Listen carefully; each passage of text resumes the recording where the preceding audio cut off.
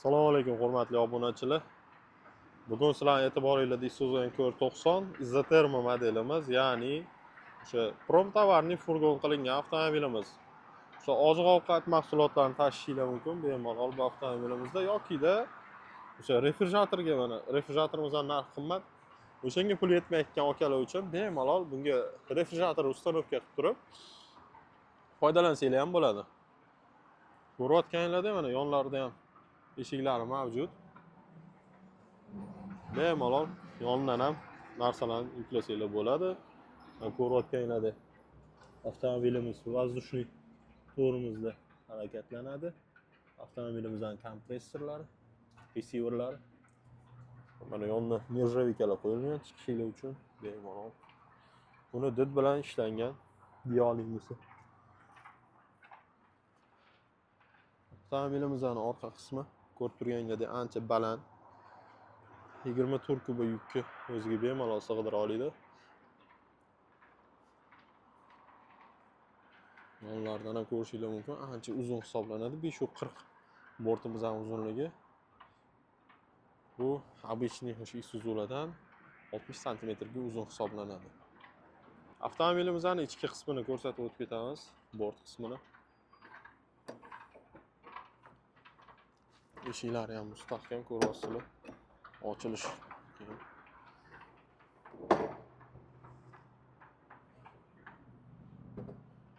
va eshiklarimiz va ishlangani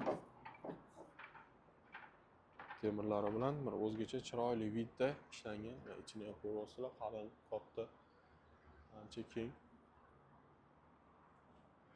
Buni qalinligi sendvichimiz, promtovarni furgonimizning qalinligi bunga bemalol o'sha +5, -5 gradusda ishlaydigan refrigerator ustanovka qilsanglar bo'ladi. Avtomobilimizda narvoni ham bor.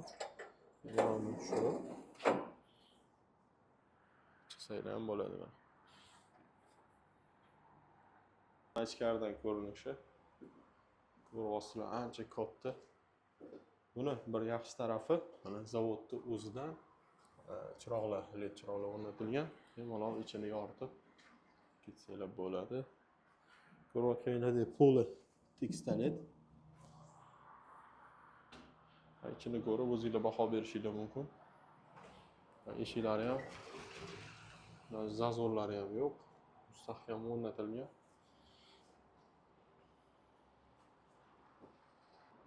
Ushbu avtomobilimizning narxi haqida batafsil ma'lumot olish uchun raqamlar qoldirib o'tib ketamiz. Ushbu raqamlarga bog'lanishingiz mumkin.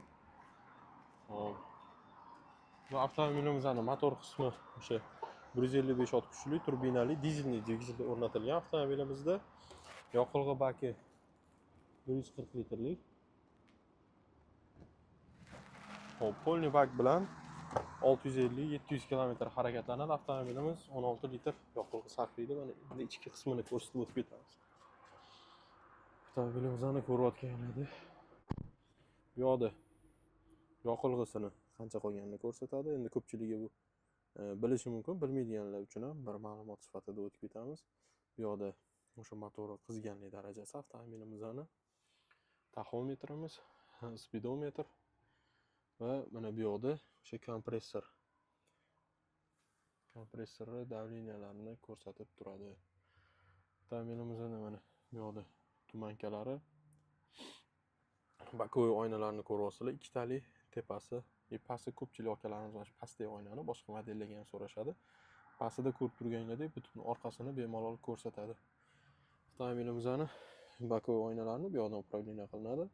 Va yon oynalarni mana isitish tizimi mavjud, konditsionerimiz bor, magnitofon.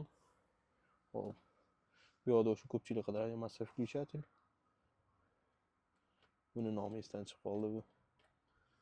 Yozib o'tib ketarsizlar kommentariyada.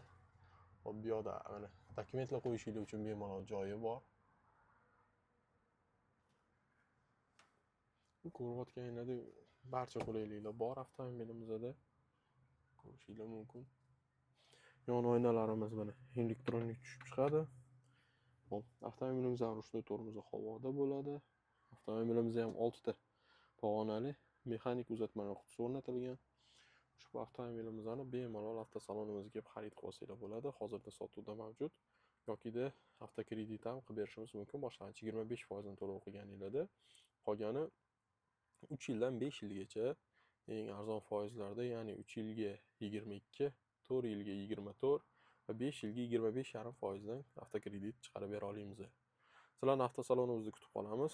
Pastda raqamlar qoldiramiz. O'sha raqamlarga bemalol bog'lanib ma'lumot olishinglar mumkin.